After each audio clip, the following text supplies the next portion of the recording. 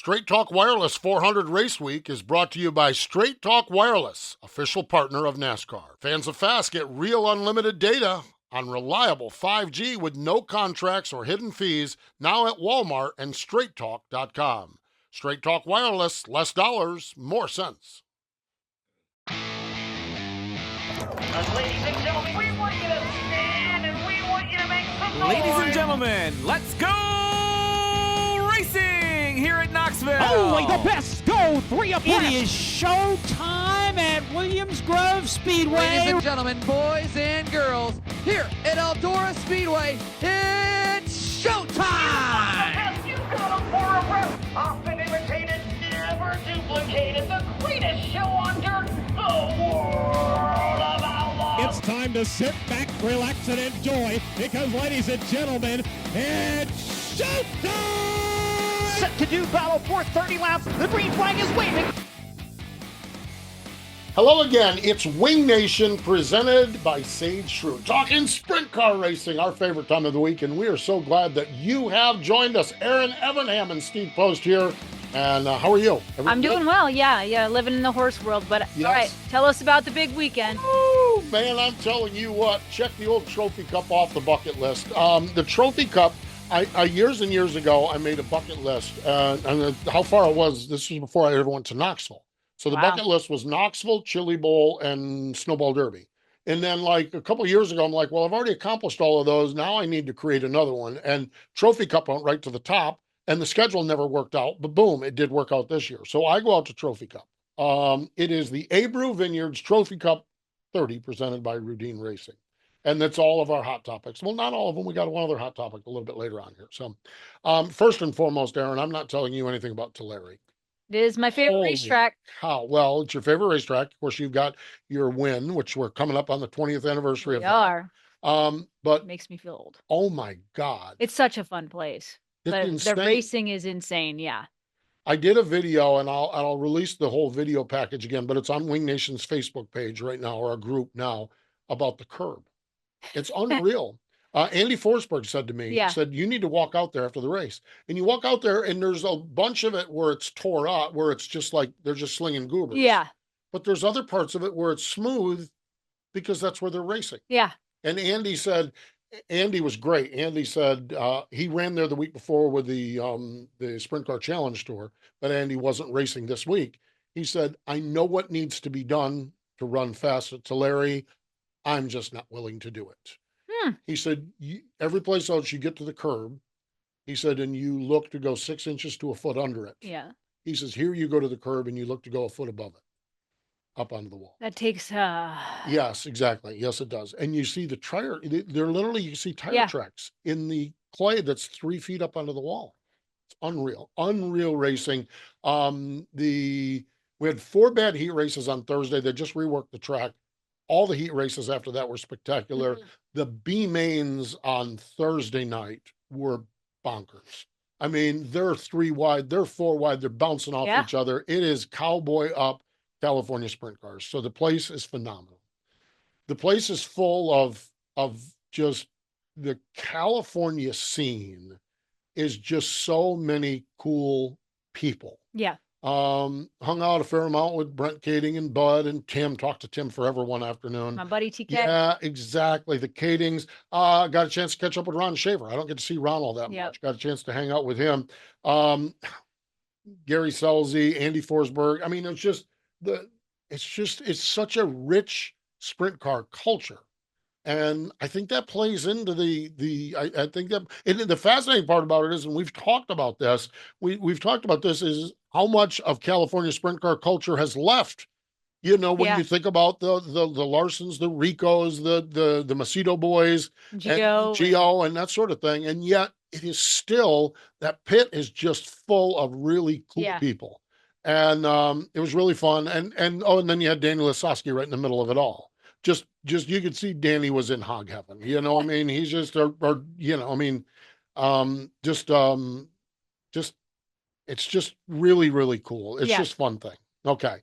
So we got into this and we talked about this last week. And I shared with Selzy and I were hanging out and I shared with him. I said, when I go to Pennsylvania, it's about the drinking. And it really is. It's just like I never drink much beer until I go sprint car racing or my indoor racing in Pennsylvania. And it's just all about Yes, the the beer. indoor racing will do that Yes, too. exactly. In California, it's about the food. Unreal. They had the fiesta and barbecue nights. And I mean, it was just insane. You did post a lot of food I pictures. did You post did. a I lot of liked food it. pictures, and we've got them. Craigers rolling them in here, but are going to roll them in here. But the fiesta, the barbecue nights are just unreal. Those The tacos are. tacos they put and it's Do you make them or do they come? yeah, and all they do is they give you the shell or the soft taco, and oh, it's carne asada. Yeah. Yeah, and then you fix it the way you want to fix it. Okay, so and then the Look at and the then, picture. yes, it's unreal. Okay, Did you see some racing or did you just eat? well, no.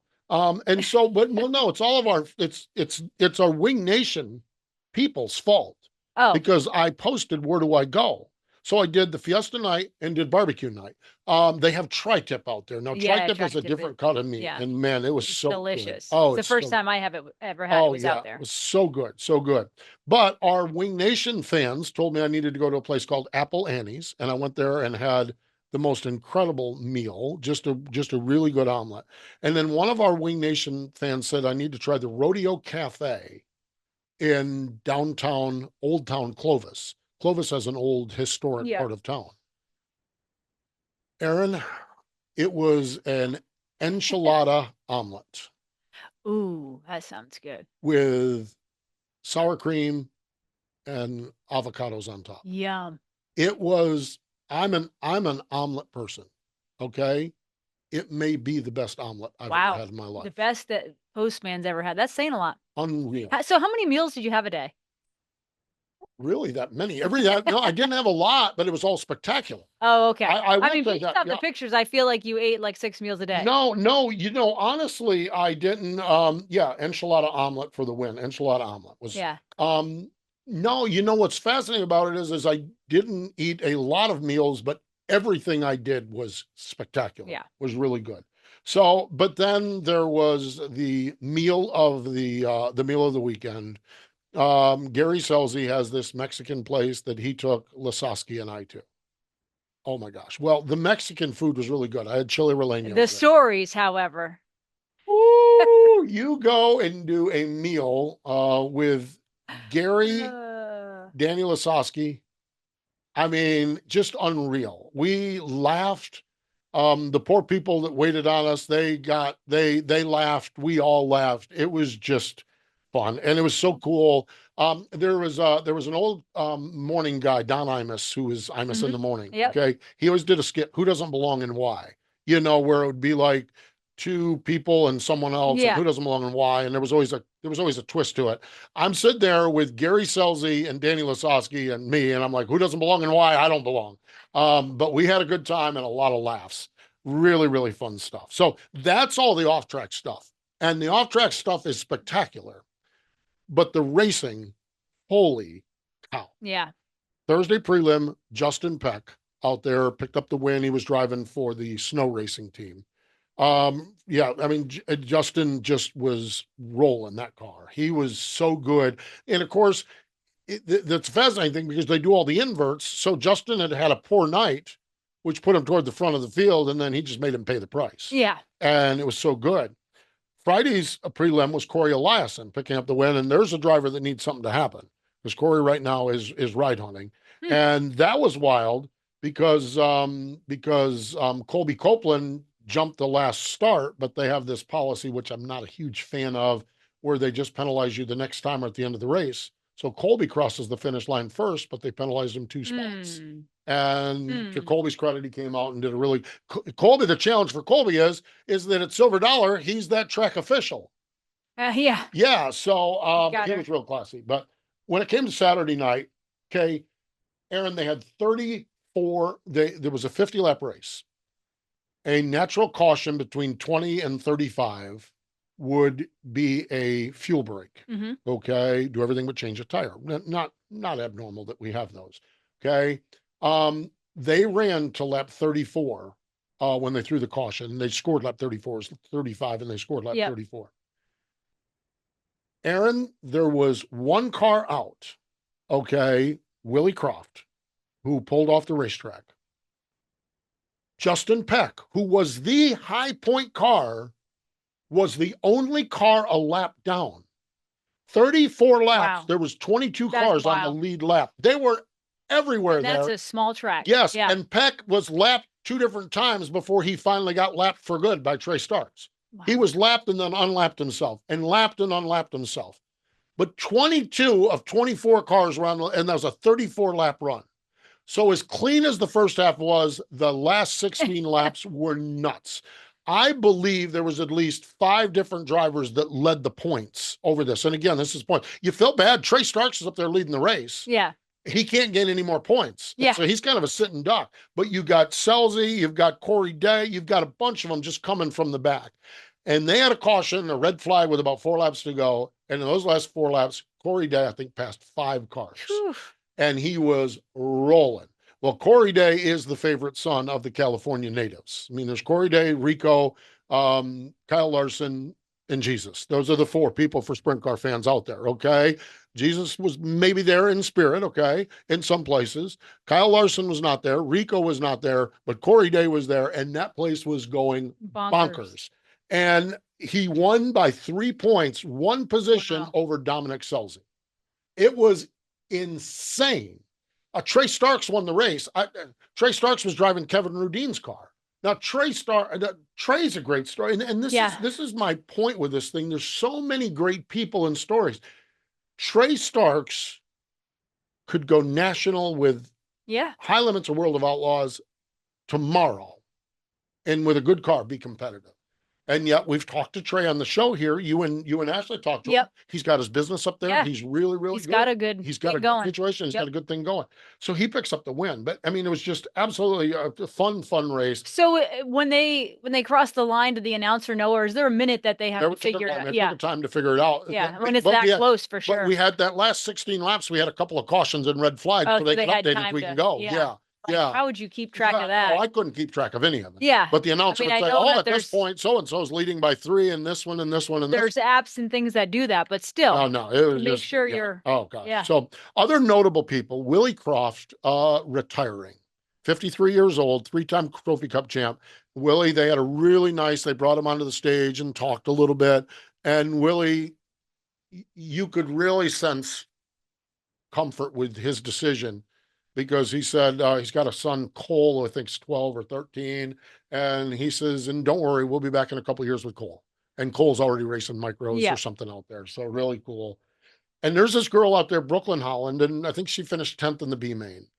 I am telling you, Erin, a little family team. You want to talk about scrappy, okay? Well, again, I like it. Yeah, again, inverts. Yep. Okay, so she's starting up front. I am telling you, every one of these big name drivers would pass her and have to pass her 2 or 3 times. She'd cross right back over. It didn't matter if your last name was Golubeck. It didn't matter if your last name was Stark. It didn't matter if your last name was Kading. Yeah. She was just scrappy as all get out. She ultimately would lose a couple of spots over the way. She ended up finishing 10th in the B-Man. I am telling you, that girl, man, she is feisty.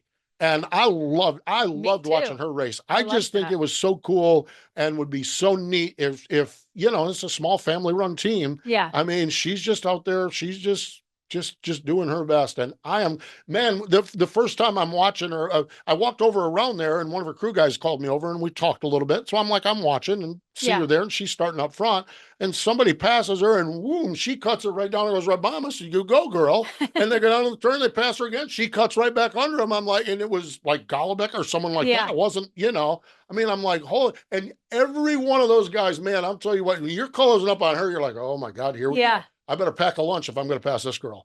And you know that she's running on a $1.32 budget compared to these teams. And she is out there so Brooklyn Holland, man, I'll tell you, I love to see it. And finally, they have all these raffles. Okay. And I saw this bottle of Abreu wine.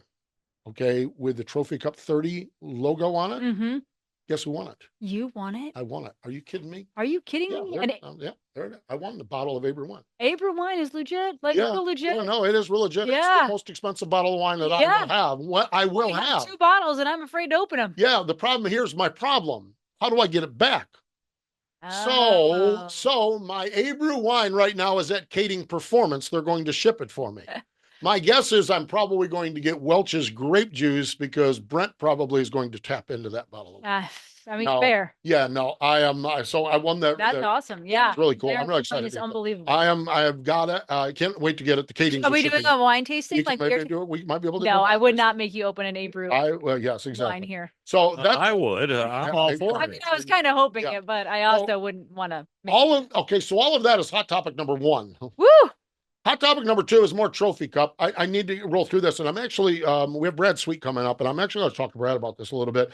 Dave Pusateri for 30 years has run the Trophy Cup. We've talked about this charity race, $3.125 million raised. Dave is stepping down. Wow. And so in a big ceremony there, it's all family, all on the stage. Really sweet moment, just a sweet moment. You know, he put his heart and soul into it, No. and really, really cool. But step up, Kevin Rudine. Kevin Rudine is going to do it. It's going to continue at Tulare, and it will benefit the Race Rudine Foundation. Talk to Kevin about that a little bit. Really cool. I've never met Kevin before. Really cool. So that's really good. Hot topic number three is not Trophy Cup related, but I need to mention this one.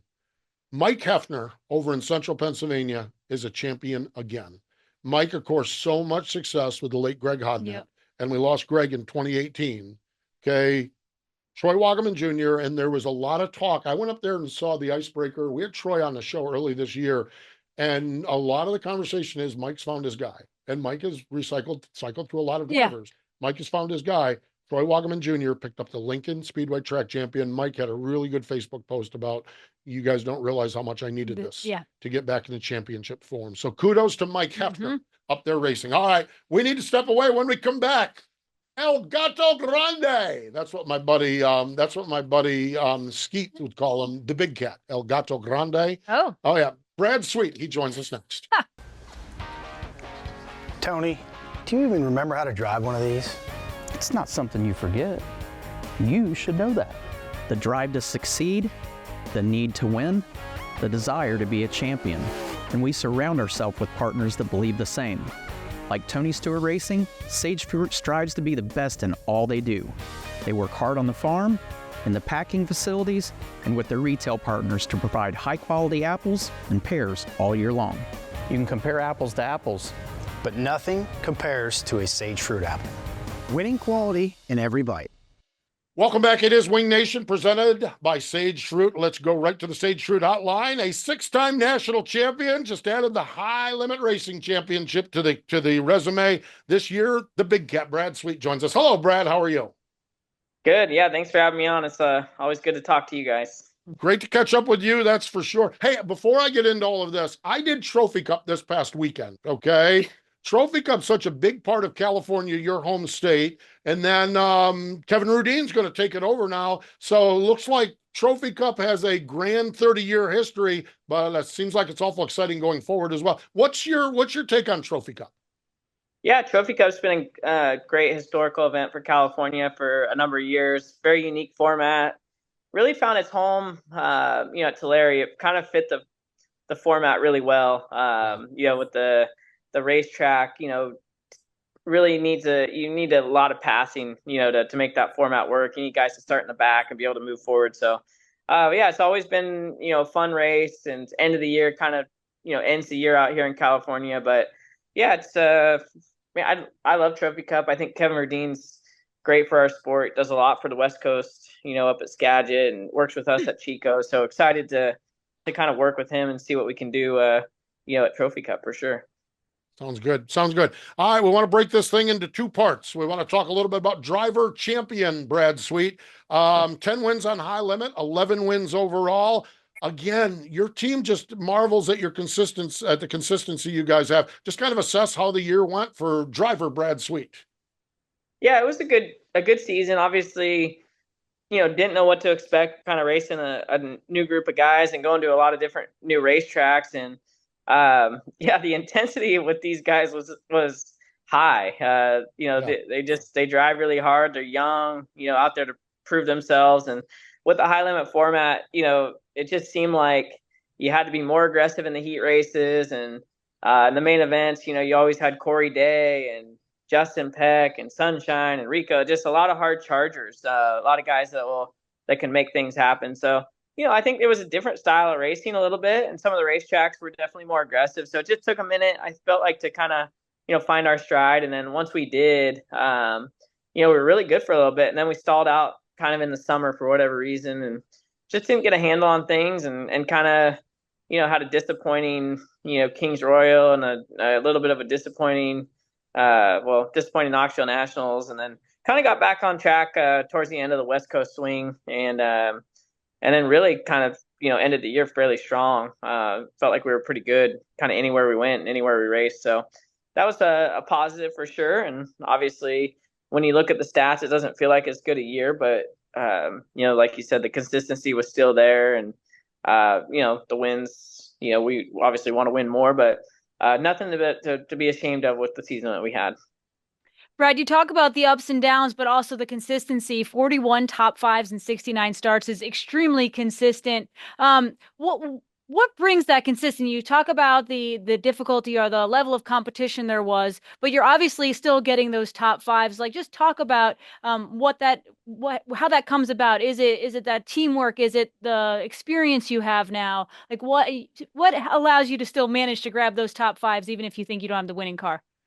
Yeah, I think a lot of it, is the experience of just, knowing, when to try to push and then when to, kind of settle with what you got. So, I always tell my guys when we're having a bad night, just put the fifth place setup in, or just put the seventh place setup in. Sometimes, I think that's sometimes that's just the experience of knowing that you're not going to win every night, and you're always chasing your race car, and I think that's a big part of, consistency is just, finding the sweet spot for the car. It's always trying to tell you something when you go on the racetrack, and you got to work between you and the crew chief and the car chief to try to get the car, in the best possible place so that you can go out and perform. So, I think we do pretty well at, if we're off, getting back, to a spot that we can at least be competitive. And I think that's sometimes when you see guys struggle for long periods of time, it's, it just takes them a little bit longer, but that's just the experience of, kind of knowing how the car works, knowing what the field needs to be at, at certain tracks. And, and that was some of the difficulty is just going to tracks this year that we hadn't been to. So, it was kind of challenging trying to figure out what the feel I was looking for was. And, so that's maybe why I didn't feel as consistent as, maybe we normally have. Yeah, numbers look good, but I can understand that. That's for sure, especially with all the different racetracks. I want to actually one more driver question or 49 car question before we get into the high limit stuff. Jeremy Elliott was breaking all kinds of stories about your team yesterday. Some changes. The good news is that everyone's staying in house. Eric is going to move over. Eric Prutzman, your crew chief, is going to move over, be team manager, and Casey's crew chief, and Ty Wolfgang, your car chief, promoted to crew chief. Just kind of, Brad, your excitement of being able to keep those good guys in house, even though in a little different jobs. Yeah, I mean, I'm just, obviously really proud of what Eric and I accomplished, to stay together for 7 years and Knoxville Nationals, Kings Royals, 6 championships. The road's just a grind. And I think he was looking for just a, little change of pace. I think what I'm doing is, I think it's just so intense every night when you're out there trying to race for championships. And so I just, really proud, and me and Eric are, really good place together as friends. And, like I said, it's more like we're brothers, being on the road that long and, racing night in and night out. You have your arguments, you have your good times, your bad times. And, we've stuck through it together the whole time. And he's done a great job for us. And, Ty, has been with us for 2 years and learned a lot. And, I think that's what's good about KKR is trying to find talent and keep them in house. And we want to keep doing that year after year to keep KKR going for a really long time. So that's exciting. I think for me it's going to be a challenge, obviously, to build rapport with Ty, but it's exciting to have someone maybe young and ambitious, out on the road, and just hopefully we can, keep doing what we've been doing the last few years. And it'll be nice to have Eric in our corner, obviously, to lean on when we need to. Yeah, that all makes sense. The road is certainly a grind, and those crew guys don't often get to fly home and get to enjoy a little break here and there. So that all makes perfect sense. I know we want to shift over to the high limit series in general, but I guess this question fits in it. Earlier you talked about you feel like the racing was just a little bit more aggressive, and not to compare with the other national series or however you want to say it, but what do you think brings that on? Because as a fan and someone who did drive, watching the races, you see aggressiveness in both stuff. I mean, it's sprint car racing in 2024. Of course, it's aggressive and there's sliders and there's crazy passes. But what I know you mentioned the youth that's involved in high limit series, but what is it that makes you feel it's that much more, or there is a different level of intensity? Yeah, I think there's just a lot more young, ambitious drivers trying to prove Mhm. themselves. It was their first time maybe, on that national stage. And a little bit of it was the depth of the field. I think when everybody signed up for high limit, we were thinking maybe it would be, the intensity or the skill level would be maybe a little bit less. But as more and more drivers signed on, and Yeah. Brent Marks and Rico Abreu and Yeah. Sunshine and Justin Peck and Spencer Bass. I mean, the list just kind of went on. Parker Price Miller is just, you hate to leave any of them out because it just was so deep. So I think the intensity is just, there was no spot that you were ever comfortable. James McFadden obviously was just, everybody was just intense, and we all kind of talked about it. It was like, okay, everybody's here to win, and prove a point, and showcase their talent. So I think the format, makes the intensity in the heat races, a little bit more, because you Yeah. invert the fastest guy to fourth, and then the guys on the front row are trying to win the heat, and the guy that got inverted to fourth is trying to keep everybody behind him, and maybe even try to win the heat. So just, yeah, I mean, I think it was just there's a lot of variables, but it was a lot of fun. I mean, I'm not gonna lie, I felt like the first few races, like Corey Day, I remember him just driving by, and just kind of going, okay, I'm gonna have to get to elevate. And then when Kyle would come race with us, and yeah, there's just, I don't know, just such a talented field, and young guys that were hungry. They really proved themselves, and definitely wasn't a cakewalk, that's for sure. Yeah, Corey Day drove by a lot of people, and I think Corey Day is going to be driving through by a lot of people in NASCAR as well. Can't wait. He's running the next two truck races, as a matter of fact. All right, let's talk about a little high limit. Overall assessment of high limit racing this year. The good. What are you guys working on? What do you want to improve? Just kind of give us your big picture assessment of what you guys accomplished this year, Brad. Yeah, I mean, obviously the fans, decide, what their thoughts are by, whether they come to the races or not, and the teams decide, based off how they felt we did. But to have all six teams stay on with us, I thought that's, said a lot. I think we gained fans throughout the year, had great crowds, had a great West Coast swing. I thought we built a lot of momentum. We really focused on the fan engagement side of things. We focused on the efficiency of our programs. It was really fun having the dice roll with fans having a chance to kind of team up with a driver and win some extra money. So yeah, I felt like we executed really well this first year. I mean, obviously there's things that we want to make improvements on, and we want our shows to even be more efficient and more fan friendly. So internally we're certainly looking at all the aspects of the program, and trying to make sure that we keep getting better and better year after year. And we know it's going to take time, but as a first year, really proud of our staff and the effort everybody put out. Really proud of the teams, the team owners. A lot of them hadn't been on a national series, and Yeah. for everyone to kind of stick it out, stay together, work hard and make it to the end. I just, a lot of gratitude goes out to everybody that made high limit such a success the first year. Brad, this is probably the most difficult question I'll ask. You're racing in your series, had a couple of run-ins with James McFadden, and there was the whole scale issue up at Outlaw Speedway. How was the challenge of that, dealing with it? How much did you have to rely on your reputation as a clean racer, which you have that reputation going forward, even though you had some moments along the way? How much did your staff play into this? How delicate was that for you at times to walk that balance of a racer and a series owner? Yeah, it's a good question. It's, you do see a lot of people that question a series owner racing in a series, but I think I still have a lot of racing left in me, and the general goal is to help sprint car racing, and try to drive everything to the next level. So yeah, there was a couple things, but I think it was really important for me to have a great staff, led by Mike Hess, and I think the fact that 16 teams stayed on, and trusted that the integrity was there, speaks a lot of what's going on internally. And so I think we did a pretty good job. I mean, when I would get to the races, I felt like I had such a good staff that, I was really there just as race car driver Brad. The stuff that I'm more focused on is behind the scenes, on the business side, and trying to help drive the awareness of the sport up, and trying to, find avenues to make the sport better, safer, more exciting, more fan engagement, better for the fans. So those are the things I'm more focused on. But when I'm there racing, I'm just another guy in the pits.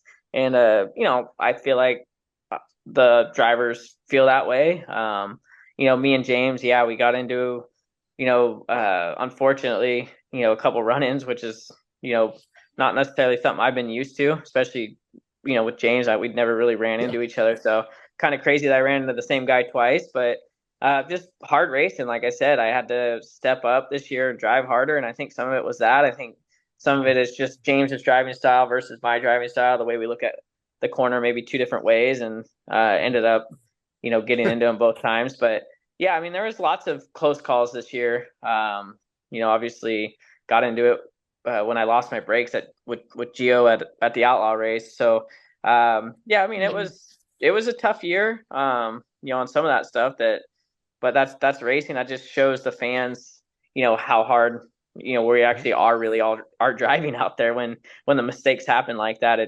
It's really quick. It's not on purpose. It's just racing, and you feel horrible for his team and for him. But I don't think that's I don't think that's any part of me owning the series or not. That's just me racing hard and trying to win the race just like him. Yeah, and like I said, Erin, I think that reputation of a clean racer probably pays off there, the years and years of doing it. So you've earned that, and hardcore racing, that's for sure. Yeah, absolutely. It's a product of sprint car racing. Brad, I want to dive a little deeper into the balance of being a series owner and a driver. I mean, I like how you said that when you get to the track, you're just kind of driver Brad. But how has your life changed as far as balance? Because when you're staying away from the track, you're spending all this time, trying to help make the series better, make the sport better, make it more exciting. So just like as far as your day-to-day busyness, what is that like, and how different has it been this past year? Yeah, it's definitely busier. I think, the one thing is I have so much love and passion for sprint car racing. At times it doesn't feel like I'm working when I'm thinking about, how to make this sport we all love, better, or coming up with big ideas. It's just, something I've always thought about anyway, whether I was, driving on the high limit or, before when I was on the World of Outlaws tour. I've always thought about how can we take sprint car racing to the next level? What do we need to do to make it feel more professional and rewarding for the drivers and more exciting for the fans. I've always thought of that. So this is just an opportunity now where I actually, have a little bit more say in kind of how we operate. And I will say it's, definitely overwhelming at times as far as, this time of year when you're scheduling races and trying to put the program of tow money and point funds and, talking to owners and listening to, their ideas and what they want out of the series. So, there's a lot of moving parts. I definitely, think that I've learned a lot in this first year, and I still have a lot to learn. And High Limit in general has a lot to learn. So, yeah, I don't know. Does any sprint, and when we're in sprint car racing, do we ever have really any balance? I don't know. No. But I'm home, with my wife and my daughter, and I'm working, on high limit stuff. And, when I take a break, me and Savannah play hide and seek, and then I get back to work, and then, we'll go swimming in the pool, and then we'll get back to work, and then we'll go shopping on the weekend. So, I mean, it's just, just like a normal guy working hard on a series with all our staff. I mean, Mike Hess is working on his stuff, and, Kendra Jacobs is working on everything from her side, and Josh Peterman, Brian Walker, our announcers, everybody's at home, preparing for next season. So it takes a big team effort, not just one individual. So just kind of working, having fun doing it, and, enjoying the process for sure. Brad, when you talk about like you talking to the owners and getting some feedback and their ideas, as a driver, I'm sure your whole life you've heard feedback, right? positive and negative, and you've learned to obviously manage it and manage it really well with all your success. But when on the series side, how hard is it, or what has that been like to have people give their thoughts on what maybe what you could be doing better, what you could be doing different? Like I don't know, as a person, sometimes I feel like that is hard to take. You got used to it probably as a race car driver and have been really successful, but now in the business side, it's got to be I don't know different, or maybe some of it's probably really positive feedback, but there's also, I mean, it's human nature. There's always some people that want things different or bigger or better. Yeah, I mean, I think you have to be open-minded and you Yeah. have to be willing to have conversations. I mean, these are our partners. High limit, it doesn't Hmm. exist without the team owners. So, we like constructive criticism. I think we all want the same thing. It's just trying to find the path to create it, for all Yeah. of us. So, I'm just the fact I'm just there. I'm living in the world. I'm racing the races. Hmm. Going through everything with Casey on the team owner side. I promote a racetrack on the West Coast. I think it helps that I have, kind of an understanding of all the different Hmm. angles, and so I can answer questions. We can have debates. Not everybody's going to be happy with everything. I think Hmm. that. I mean, I think when you go out, and on a limb and do something like this, 50% of the people are going to love it. 50% of the people are going to hate it. You know, it's Yeah. so I've just learned to kind of accept that, there's going to be that, we're Yeah. going to go through that process of trying to prove ourselves, and, be open-minded, listen to what the owners have to say. Ultimately, we all want the same thing, but how we get there's, Hmm. still liquid. So the details can change as we go, and maybe what I thought was going to work doesn't work, but that's Hmm. okay. We're open-minded. We have big ideas, so it's okay if we fail on a few ideas, on the path of where we're trying to go. No doubt about that. Before we went live with you, you told the promoter to call him back in 15 or 20 minutes, and we have hit that window. But I do want to get into the 2025 season. When would we know some of the details, and how are some of the things coming along? Just give us a view of what we might see when we look at 2025.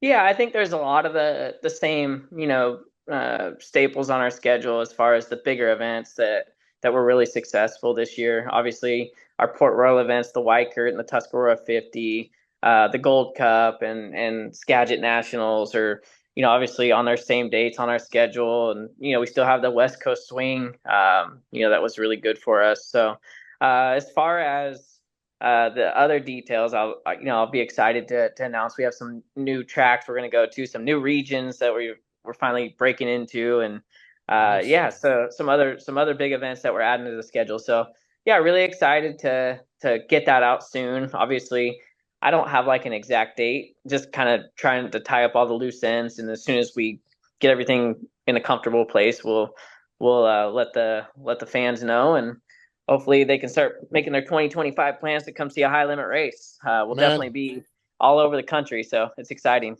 and I know that sounded like a final question, but I do have one more. Silver Dollar Speedway. How was things at Silver Dollar? How was the Gold Cup? I know you guys have worked so hard at bringing that back. How are things at Silver Dollar? How was the Gold Cup? That is my final question. I'll let you get back to that promoter that wants that key date. I'll let you get to it, but I need to know about the Gold Cup and Silver So Dollar. silver dollar was great this year. We had an AFT event that was really good, which is flat track motorcycles, and Yeah. yeah, that was really cool. I did track prep for Mini Gold Cup, Fall Nationals, and helped at the AFT event. So that's been fun for me to learn. The water truck, the grader, and the tillers and stuff like that. So I've been working with my brother-in-law and another guy at the track to learn that type of stuff. So really enjoying that process of learning exactly what goes into that, and that's the most underrated difficult thing I've ever seen. It's like you don't just go spray some water on the dirt and have a racetrack. So, Yeah. yeah, the process of getting the track ready to have a good night of racing has been, cool. Silver Dollar had some great events this year. Gold Cup was honestly amazing. Yeah. It's just so gratifying to see it grow and see all the campers grow and see the events off the track growing, and then the on track product was, I felt like really good. Obviously, Chase Johnson's accident was, a super big bummer, but seeing his progress is giving me some hope there. So shout out to Chase. Hopefully, he can keep making progress and he can make it back. But that's the tough thing about the track is with the joys and the everything. There's always those moments that remind us the sport, how dangerous the sport can be. But yeah, we had a lot of fans, a lot of excited fans, and Gold Cup, I felt like moving the date was a little nerve-wracking. I always had an idea to try to get it. I always wanted Gold Cup to be before Labor Day. I feel like Labor Day is like the last holiday, and then everybody kind of puts their campers away, or a lot of people do. So, getting it before Labor Day this year, and then having a bigger crowd than we've ever had, at least since we have taken it over, is pretty cool, and especially the fact that it flew under the high limit banner this year. So yeah, we're looking to keep growing that event, keep adding events at Silver Dollar, and just really fun engaging with the local community there. So yeah, just excited for the next season. Nice stuff. Brad, we always appreciate your time. You're always gracious with your time. We appreciate all the energy and effort with the 49 car and with high limit racing as well. We wish you a good downtime off season. I know that phone will be ringing off the hook, but thanks for joining us here on Wing Nation. Yeah, thanks guys. Thanks for having me on. I appreciate it. And hopefully we'll talk soon. Yes, indeed. Brad Sweet joining us on the Sage Fruit Hotline. Stay with us, more in just a moment. Tony, do you even remember how to drive one of these? It's not something you forget. You should know that. The drive to succeed, the need to win, the desire to be a champion. And we surround ourselves with partners that believe the same.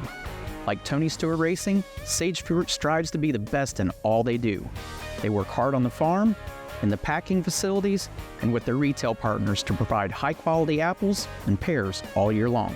You can compare apples to apples, but nothing compares to a Sage Fruit apple. Winning quality in every bite. Welcome back. It is Wing Nation, presented by Sage Fruit. Always love catching up with Brad, his perspective on things, and now he's running tillers and graders. Yeah, and water trucks.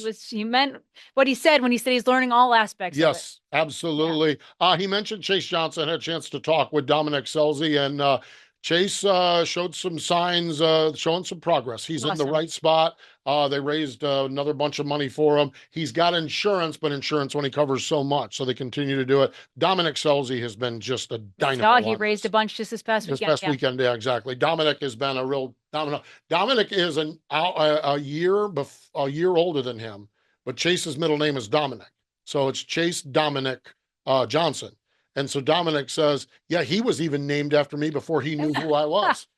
They're best. Sounds like a Selzy thing to say. Sounds like a Selzy thing to say. National Sprint Car Hall of Fame Museum birthday calendar today. Birthday of Dave Argabright. Really, really neat stuff. Grew up in rural Indiana. Fell in love with racing as a sports reporter. Went on, did jobs as far as books go. Hewitt's Law. Brad Doty's book was his first one. Hewitt's Law. Earl Baltus, Chris Economecki. Lone Wolf was Doug Wolfgang's book, Speedy Bill, Rex Robbins, and so much more. MC for the National Sprint Car Hall of Fame induction. So happy birthday, Dave Argabright. Yes, happy birthday, Dave. Yes, indeed. You can find out more at sprintcarhof.com. That's sprintcarhof.com. This weekend, World of Outlaw NOS Energy Drink Sprint Cars. Friday and Saturday night, it is the Bull Ring Blitz at Riverside International. Oh, the ditch. The ditch, man. Great racetrack. Oh, batten down the hatches. Bull Ring Blitz. What a great name, too. I know. I love that name. Yeah. For sure. And the fun out on the West Coast doesn't end either, Erin. Friday is the October Classic, Kevin Harvick's Kern County Speedway at Bakersfield. Saturday, they have the Anthony Simone Classic at King Speedway, Hanford. Cole Macedo has leading points by 11 over Justin Sanders, and there's 3 races remaining. Yes, indeed. ASCS Friday and Saturday night racing in Crandall, Texas. BAPS 10,000. They just keep racing in Pennsylvania. They just keep racing in Pennsylvania. 10,000 to win the Kevin Gobrick Classic at BAPS racing in the late afternoon. 3:00 start time for that one. And mentioned this last week. Want to mention it again. The Cowboy Classic, Carolina Sprint Tour 305 Race Saver Racing. All coming up Saturday, November 2nd. $4,000 to win at Beckley Motor Speedway. Woo, man. Covered some ground on this one, didn't we? Absolutely. Fun stuff. Always fun to catch up with Brad. See what's going on. Going to be interested to see what year 2 of High Limit looks like and what kind of new bells and whistles we have. And we'll be into those schedule announcements anytime soon. Crazy. Year's gone fast. Yes, it really has. So she's Erin Evernham. I'm Steve Post. We're grateful that you have joined us this time on Wing Nation, presented by Sage Fruit.